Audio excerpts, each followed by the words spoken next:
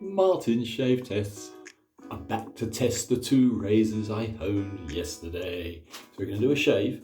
We're going to do it with two wonderful razors, totally different but from the same period. So here we are with my now resurrected Puma 89. This is the one where I've missed a tiny couple of corrosion pits on the very toe. That's why I made such a blissfully, unpleasantly long video. I mean, I enjoyed doing it, but I'm terribly sorry about the length. I won't ever do it again, but it was a major restoration. And here is what I thought was a 7/8. It's actually just over 6/8. This is a very nice razor. This is the E.M.Dickenson, Sheffield, England. I would say, judging by the type stamp, the same date as the Puma. Probably around the mid to late 1930s, but you can never be certain. This one had only corrosion on the very edge. Both have been finished yesterday.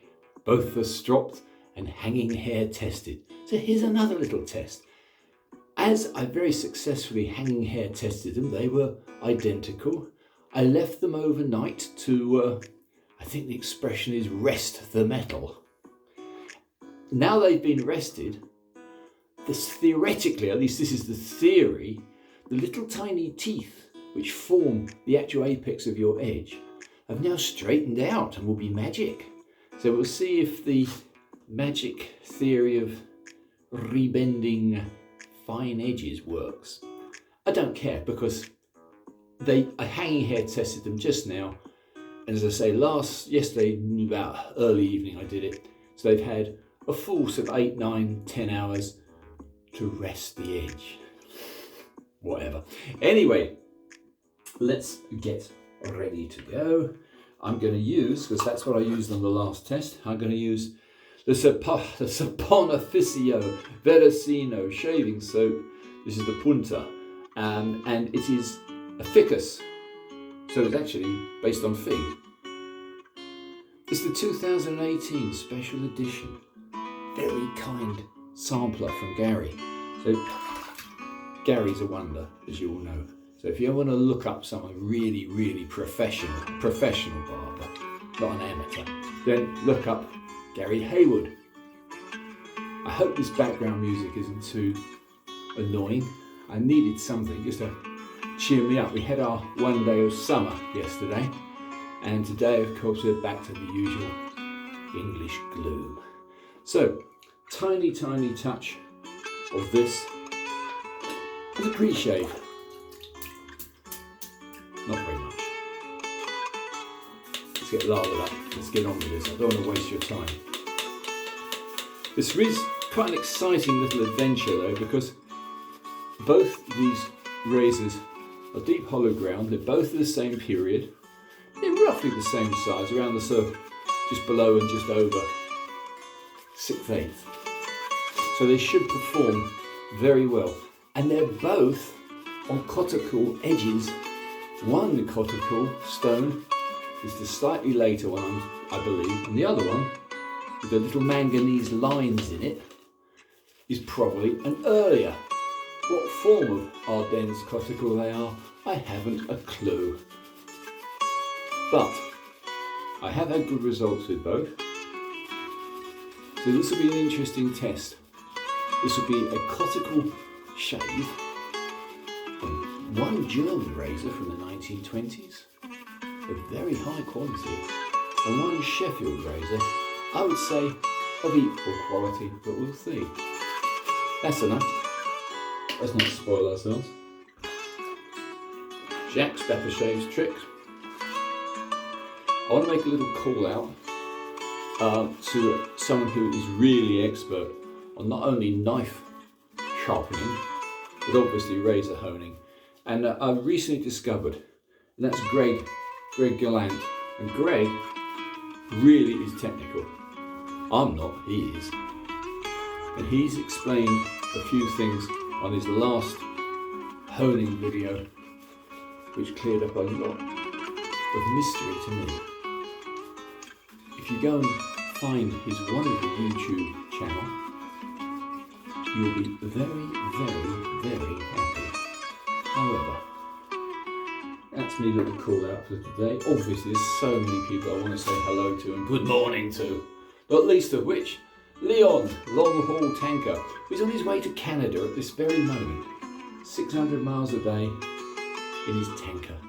Right, fingers are dry.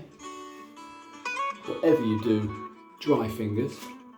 Let's start off with this now restored Puma 89. This is on the slightly more modern, if you want to call it modern, coticule edge. Let's have a go. Nice low angle when you start. Oh my goodness me. Well, I've just hopped out the shower. Oh, that is bliss. What a lovely edge. It was worth the extra work. Whether it was worth the terrible tedium of you having to watch, if you did, my 45 minutes of honing. Oh, you just can't beat the edge on a really good razor.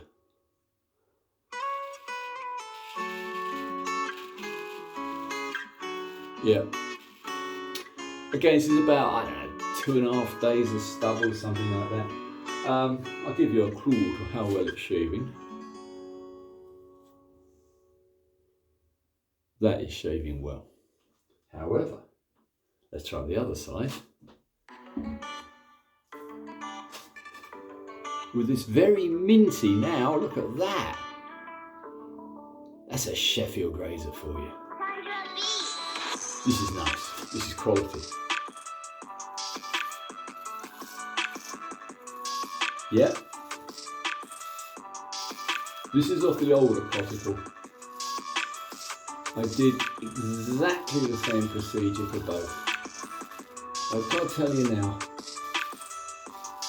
in my opinion, I think the Puma 89 has it. This is nice. There's nothing wrong with this razor.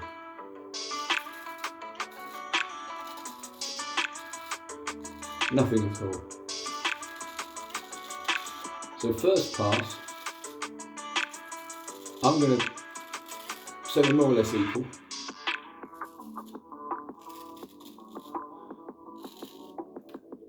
But for the long, stiff bristles, very slightly edged towards the Puma. Pumas are a very, very good steel. How about that for a cut? Yeah?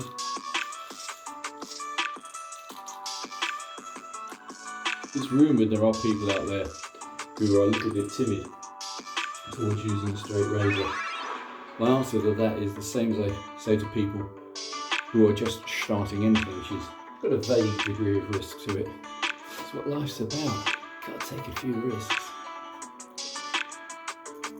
Or you get no rewards.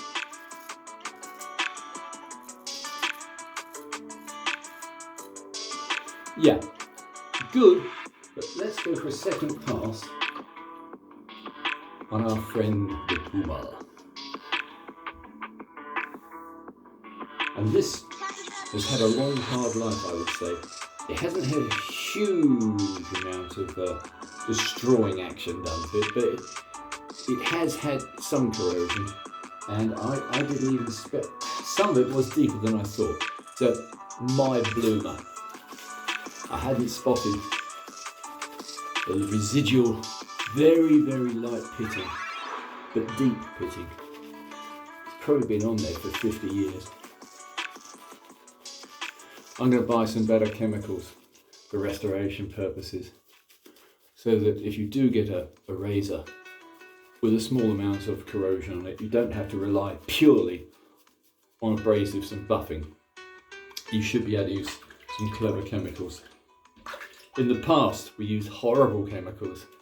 Ugh. We used the same acids as they dip car bodies in, which kills, in theory, does kill the rust, but leaves it grey and pitted. There are better things out there which I shall explore with you chaps on another occasion. That's as I haven't got the sense to use a brush with a long handle, I always get my fingers covered in soap, which is why I just dried them. Anyway, against the grain with a Puma 89, let's turn this stupid mirror.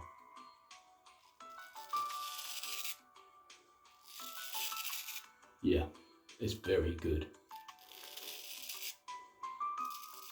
Will it be good post-shave? Who knows?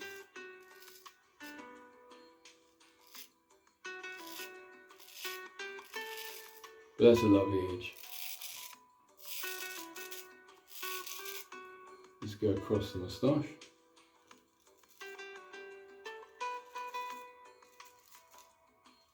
Effortless. And this time I am using the tip of the toe. Ah!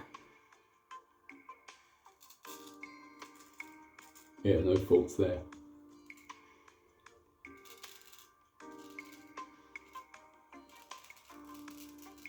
Yeah, sweet.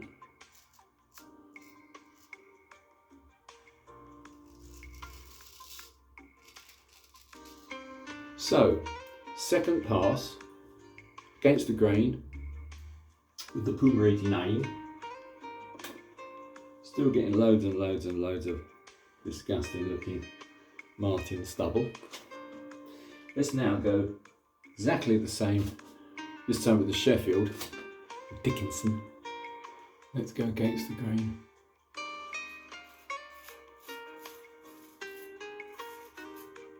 Harsh comparison really, one side of the face is different to the other.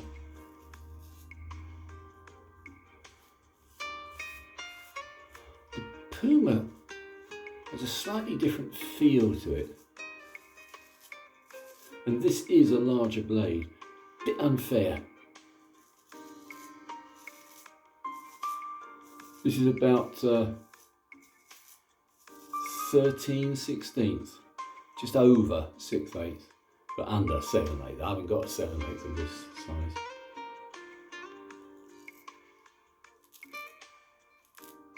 Let's go across the old moustache, wiping any bits of stray lather.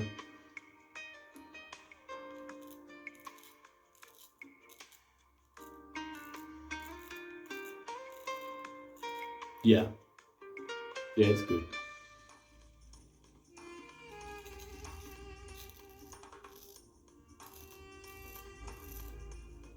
Yeah, it's BBS. Can't feel anything. No need to do a suicidal upward pass because there's nothing left. But I will trim up here.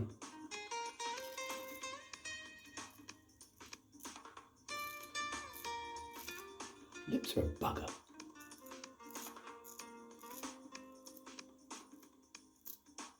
You do find stray hairs on the very edge of your lip. They have to be got rid of.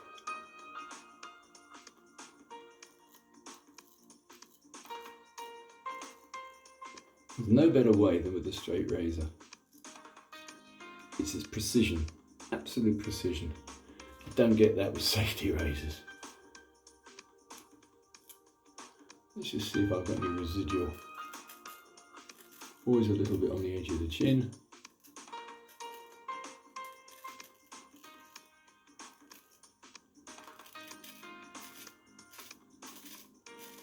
So for size and shine, this Sheffield is very, very nice. For ease of handling, I'd still give it to the Puma, even though it's the older blade. But I'm still getting loads and loads and loads of disgusting bristles off. Yep, putting him down. Final pass will be with the Puma. Just a trim up and a couple of experimental Barber Dave style experimental for me strokes. Just to say there are many ways to skin the cat. Shouldn't say that, I love cats. Nothing else to add other than I do hope that Sean is mending. He has had his stitches by dropping a razor and trying to catch it. Very adroit, rather ambitious, and just slightly suicidal. Don't ever, ever, ever try to catch a falling razor. Don't. Anyway, we all know that now. Yep. Let's do a buffing pass. 1 and 2 and 3 and 4. Dragging a tiny bit of lather back with it.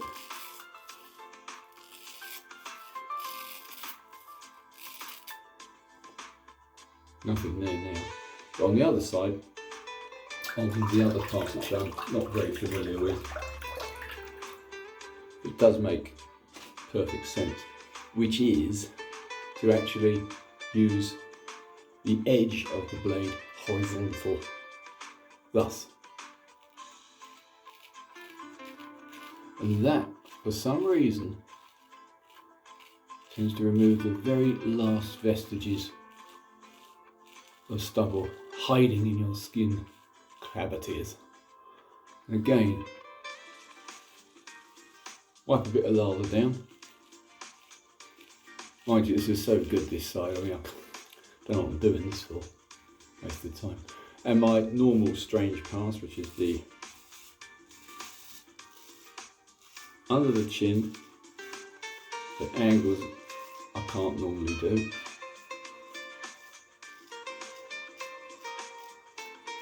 Do it on the other side, we'll be done, hopefully.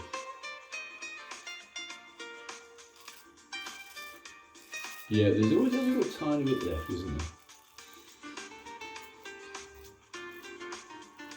By going over the skin like this, although you can hear there is bristle there, it's actually pulling the bristle up from its root in the skin, which is why, though you can hear it is cutting still very slightly, you put your finger, you really can't feel any.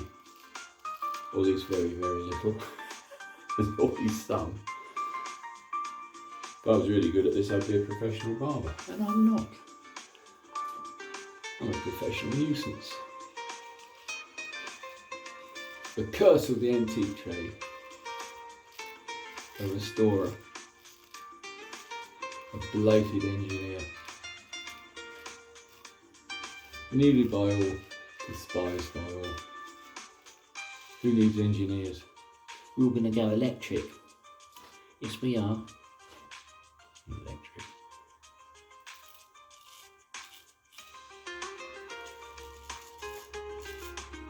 Yeah, that is lovely. I would say I'd give it very slightly to this Puma. Possibly again, the make. This is an early Puma. It's a Latterjungen Sohn, the Sonningen, and normally they tended to be the first manufactured. I think it's around 1925-1930. Beautiful nickel silver Puma inlay. It's got the usual very nice quality third little washer, rivet rather. Usually a mark of a good razor, but not always. As this Sheffield doesn't have one, but I'm impressed by this, by the fact it's stayed in such pristine condition with only edge corrosion after all these years. Anyway, 19 minutes is quite enough, chap. You don't want to see any more of me. I'm going to put a bit of this, the poor man's post-shave aftershave, with a very expensive soap, so it should be bloody good. Can I feel anything? No, it feels really, really nice. So I'll wash that off. So it's a good 3 passes with a couple of experimental passes thrown in. There we go, chaps. That's me done. Don't bother putting the alum block on. No point. Feels very, very good to me. But go on. Another minute of your time. Alum block. Very, very, very, very slight sting where I'd expect it. Tiny bit on the moustache area just there, but not on the other side.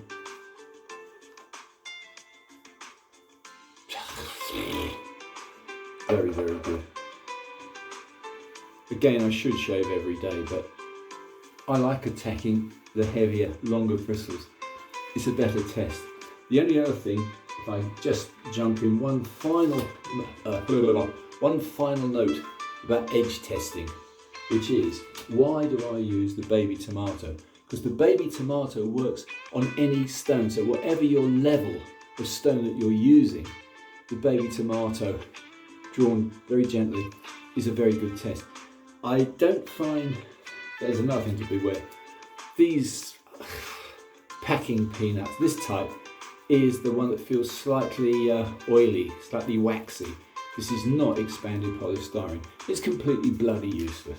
However, this is what everybody seems to be using, the packing peanut, whatever you want to call it. This is expanded polystyrene. And I would say, extremely good as an edge tester. These obviously are refined edges, and yeah, you can push, gently push. As you can see, even on my rather faulted toe, which is now corrected, it does work. Would I pick it over the tomato? No. I'll try it with the Sheffield. Let's see, fresh corner. Yeah, as you can see, instant penetration. But when you're using the stones, it doesn't work. Not for me anyway. So as a final arbitrator of edge sharpness, I would say the packing peanut. Yeah, I must say, if you have a blunt edge, it won't sink in. This is sinking in without any pressure at all.